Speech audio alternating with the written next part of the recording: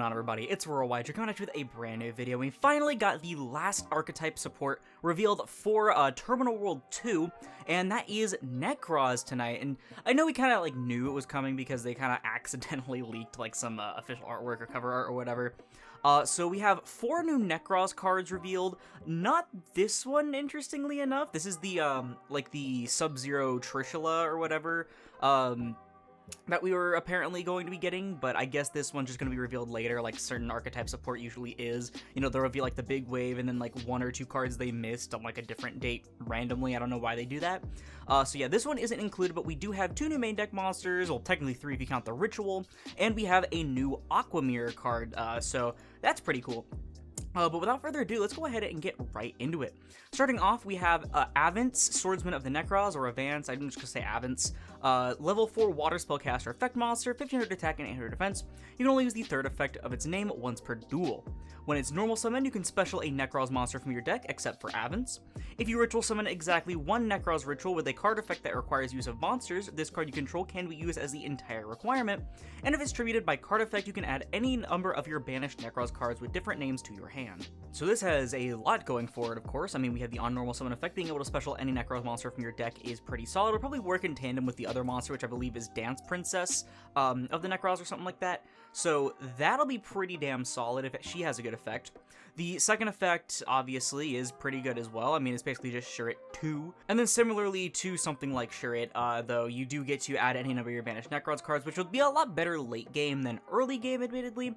So one of the big things about the Nekroz cards is that all the ritual spells have the effect to banish it and a Nekroz monster from the graveyard to add any Nekroz spell from deck to hand, of which they only have ritual spells, which is pretty funny. There's still no Nekroz Trap, by the way, in this reveal, which is hilarious. And then you also have things like Nekroz Mirror, specifically allowing you to banish Nekroz monsters from your graveyard in order to be cost for the ritual summon. So you have plenty of things that you can end up adding back, but like I said, it'll be a lot better later game, so you might not want to immediately use it unless it's part of a big combo. One of the big things about Nekroz is that compared to a lot of other ritual decks, such as Drytron, for example, the combo potential's a little low. It's mostly do a couple things, then end on your big floodgate, and maybe one of the other things, I think it's what is the decisive armor one? I think it is the Nekroz of decisive armor. It's a destroy and ban. No, there's a different one. Ariad Bear, that's the one. Yeah, Ariad Bear is a monster negate, and so that's kind of the main thing they set up. It's kind of like voiceless, not just because of rituals and stuff, but because it's a very short, sweet, to the point kind of thing it's got going on. It's very condensed overall. But if this new stuff gives it a lot more combo potential and speed, and a lot more things it can do on its turn, then that would be an incredibly crazy effect. And here she is, Amelia, Dance Princess of the Nekroz. She's a level 4 water spellcaster with 1600 attack and 800 defense. You can only use the first 2 effects once per turn. If you have a warrior Nekroz on your field or in your graveyard, you can special her from your hand. If she is normal or special summon, you can add any Nekroz ritual monster or Nekroz spell from deck to hand. Again, still only ritual spells. And if you ritual summon exactly 1 Nekroz ritual with a card effect that requires use of monsters, she can be the entire requirement. So basically, they want to give the archetype a bunch of different things that allow themselves to be the full requirement. I'm in between this, Avance, and Shurit. I mean, that's just 9 cards, basically, which is pretty damn cool. That's one of the big things about rituals is that, unless you can cheese them out, they're never really super good. That's why we see things like Drytron being good. Voiceless has things like Low, and I believe can also just tag out anyway with things like Saravis. I mean, even Noveles can just, kind of rank up or whatever, quote-unquote, into their stuff without having to properly ritual summon half the time. So, it is pretty good that you can at least cheese your stuff out really well. But, I mean, she's an extender, she's also technically a starter, she does, in fact, work very well with Avance. The flexibility being able to add any ritual monster or spell from deck to hand is pretty good for the archetype. Yeah, this will definitely lead to a bunch of stuff, and now that I think about it... If you have another thing in hand to be the full tribute, like Shurit or something, you can easily go Avance into Amelia, search your stuff, and then go Bahamut into Toad. So getting an Omni on top of all your other stuff you're doing, and then maybe linking off the Bahamut for a Dynamondo or something like that, sounds pretty damn scary. Their new ritual monster is Nekroz of Metaltron. It is a level 9 light worm rituals pendulum with 2500 attack and 3000 defense. It has a pendulum scale of 5 with a pendulum effect that reads you can only use its effect once per turn. If your Nekroz card becomes banished face up, you can target one spell or trap on the field and banish it. And its monster effect says you can ritual summon it with any Nekroz ritual spell. It must be ritual summoned without using any level 9 monsters, which I believe is like a common theme amongst like all the Nekroz stuff, except for like I think exactly Unicorn. And you can only use the first effect once per turn of the monster effect. During the main phase, quick effect, you can target one face-up monster your opponent controls, banish this card until the end phase, and if you do banish that target, and any monster destroyed by battle with your Nekroz monster is banished.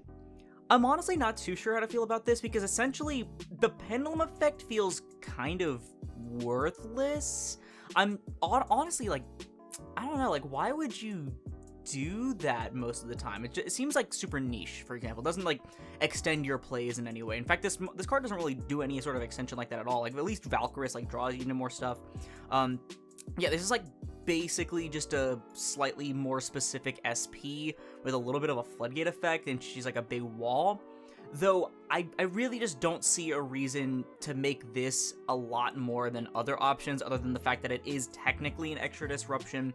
So if you could theoretically end on like Toad, Ariad, Bear, Unicorn, and the Metaltron here, I mean, that is pretty solid. But other than that, I mean, it feels like probably the weakest of the disruptions that the deck has. Finally, we have, it's actually not a new ritual spell. Oh my god, I really thought it was. Shut my mouth then. It's Nekroz Divine Mirror. It is a quick play spell that says you can only use each effect once per turn. During the main phase, ritual summon, okay, so it's a ritual spell anyway. Ritual summon a Nekroz ritual monster from your hand or banishment by attributing monsters from your hand and or field, and or sending Nekroz monsters from your extra deck to the graveyard, whose total levels equal or exceed its level. And during your main phase, you can banish this card and a Nekroz from your grave to add a Nekroz spell from deck to hand. It's a quick play that lets you use, I believe, things like Trishula as well in your opponent's turn. Let me see that. When this card's ritual summon, yeah, you can banish exactly 3 of your opponent's cards, one for him from hand, field, and graveyard. That's really cool, actually. Being able to use that as a quick effect for the Trishula is awesome. And if you're a little bit confused by these sending Nekroz monsters from your extra deck to the graveyard in an archetype that doesn't have any actual extra deck monsters, it's the Pendulum. If the Pendulum gets destroyed or something, then it goes to the extra deck, and you can tribute it from the extra deck to use the Nekroz Divine Mirror. I mean, that's pretty cool. At least it gives it kind of like a reason to use the Pendulum. And they kind of had to do it like slightly differently than Kaleidoscope, I guess. So, you know, bravo. It's pretty clever, pretty clever. And then, of course, the second effect is pretty simple, as always, just does the same thing that all the other Nekroz ritual spells do. But I like that this is actually a good non-ritual spell target to add off your other stuff. Between the Dance Princess and the other ritual spells, you have a bunch of different ways to search this, and being able, again, to use things like Trishula as a quick effect is kind of crazy. With that being said, that is it for the new Nekroz support. What do I think about it? I think this is some really good stuff. Admittedly, you do have like a little bit of like a problem when it comes to like imperm bait and stuff like that, but I mean, doesn't like Gungnir protect or something? Okay, no, I'm tripping. I'm just thinking of like Saravis. Yeah, I don't know, but like you have like a bit of a problem when it comes to like imperm bait with like the Avens, but I guess if you already opened the Dance Princess, it's not really a problem at all because this is a warrior Nekroz monster. But if these things do resolve, I mean, it does a lot. Again, having access to Toad can be really, really big, especially because you can do it before your 5th summon, and you can also use it to out threats that aren't extra deck monsters, because you have a very good time battling extra deck monsters. I mean, Unicorn is kind of a crazy floodgate. It's just a skill drain, right? That was for things that are special from the extra deck. And you can protect it with things, you know, like the Gungnir and stuff, and I suppose Valkyrus as well in case they try to punch over it. But having Toad for those like pesky back rows or doing it for like a nib is really nice.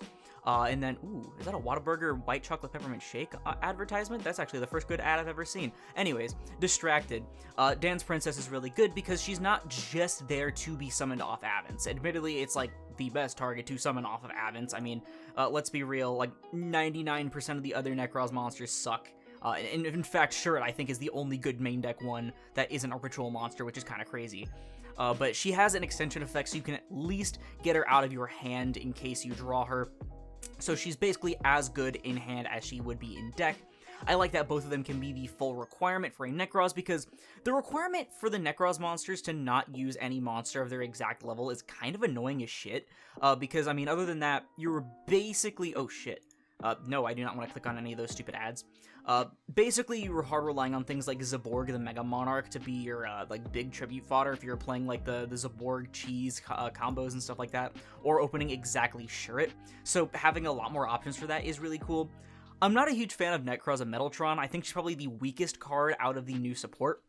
I feel like she's definitely got a spot in the deck, definitely bare minimum a 1 of, because again, she is technically a disruption, she literally is just worse SP though, and unless you're using things like Nadir Servant or things like the Zaborg or whatever, you might as well just make an SP at that point on your end board, or like an IP or something like that, which is actually something you can use the Bahamut Shark for, but that would conflict, I guess, a little bit with your Unicorn or whatever. Though, that does bring me to the quick play spell, because again, I did mention like Trishula definitely feels like the best thing to summon off this as a quick effect, but imagine going for a board with like Toad IP and then like a body to tag out of, and like things like the Nekroz and Metaltron and the Ariad Bear, and then after you've resolved all your extra deck stuff like your IP, you just slap this into a Unicorn and just make your opponent cry. I feel like that is really cool. So yeah, what do I think about it, like, overall? I think it'll definitely make Nekroz, like, an actually, maybe even viable strategy again. Admittedly, extra deck locking isn't, like, a super crazy thing anymore. I mean, with cards like the Castro cards, it just kind of feels like super irrelevant, but to slap that down with a bunch of actual disruption now, instead of just hard relying on that and maybe a monster negate, feels pretty good. But I don't know, that's just my opinion. Let me know yours down in the comments below, because that's going to do it for the video. If you liked it, please sure to leave a like, as I'll put this video and the channel into the YouTube recommended. And if you like the content, remember to like it, like the rest of my review series, then perhaps consider subscribing and turning on notifications if you haven't already, because support your channel or anything else, and it's absolutely free. Also, in support directly, you can get some awesome TCG merchandise in the process. Check out Tapio cards and link down below. Use code Aurora5 for 5% off your purchase at checkout, and support you financially. Also, be sure to check out my Patreon down below to see what you can get for my $1 and $5 tiers. Once again, thank you all so much for watching, and I'll see you in the next one. This is Aurora, signing off.